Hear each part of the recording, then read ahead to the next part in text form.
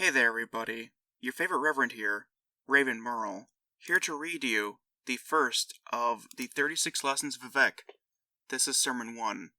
It was written by Vivec, and it is book 1 of a series of words of wisdom relating to Vivec, his own self-insert fanfiction.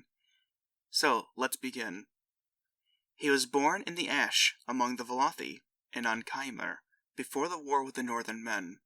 Am came first to the village of the Nechiman, and her shadow was that of Oithia, who was the prince of plots, and things unknown and known would fold themselves around her until they were like stars, or the messages of stars. Am took Nechiman's wife and said, I am the face-staked queen of the 3-in-1. In you is an image and a 7-syllable spell. Am, I, Satai, I, Vec, which you will repeat to it until mystery comes.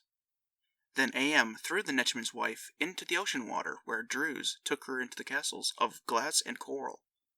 They gifted the Nechiman's wife with gills and milk fingers, changing her sex so that she might give birth to the image as an egg.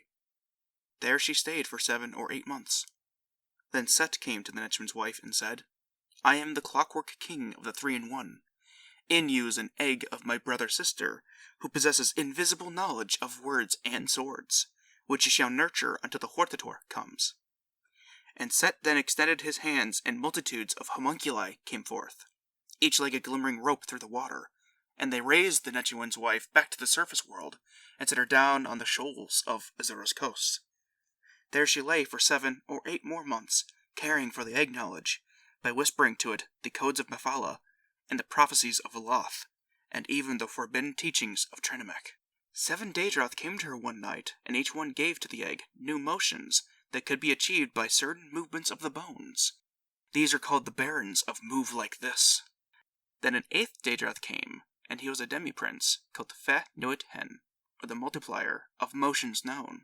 And Fa Nuit Hen said, Whom do you wait for? To which Nechiman's wife said, the Hortator.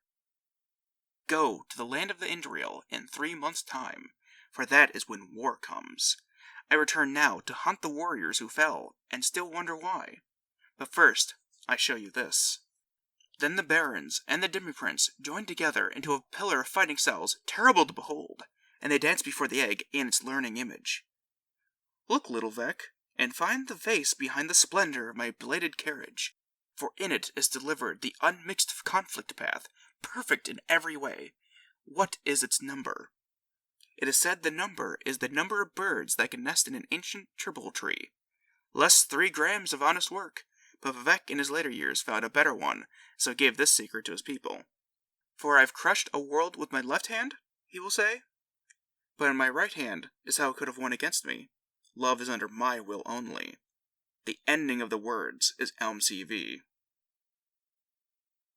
Now we can go on to discussing Sermon 1. So this details the creation of Vivec from his mother, who was a Nechiman's wife. Considering the fact that they had to change her sex so that she could give birth to Vivec, she might be trans. Let's see. What other fun details can we find here? We get to see the 2 other members of the tribunal arrive early on. And of course we meet some Daedroth who help train little Vivec by teaching them wonderful things. There's milk fingers involved, so you're gonna see a lot more fun stuff like milk fingers in the future. But yeah, and by this point, Vivec's mother has been pregnant with Vivec for roughly, 7 to 8 months twice, right? Yeah. So 14 to 16 months. That's a long pregnancy, though it is a star-shaped god. I believe. Anyway, that's it for episode 1 of this, with Sermon 1. Can't wait to get to the next part of this fan fiction written by a god.